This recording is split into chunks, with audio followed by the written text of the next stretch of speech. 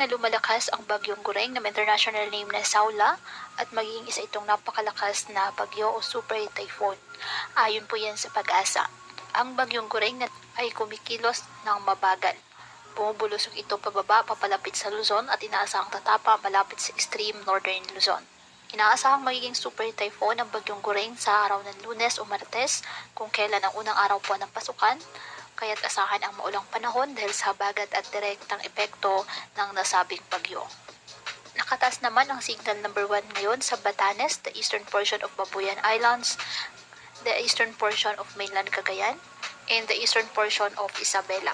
Samantala, isang bagong low pressure area ang namataan naman sa labas ng Philippine Area of Responsibility at wala pang direktang epekto ngayon sa lagay ng panahon, ngunit mataas ang tsansa nitong maging isang bagyo at pumasok sa ating area of responsibility sa susunod na linggo at kung sakali ay papangalan itong Hana ng Pag-asa. Magpapaulan ang habagat na hinahatak nito sa malaking bahagi ng Metro Manila at kanlurang bahagi ng bansa, kabilang po ang Mimaropa, Zambales at Bataan.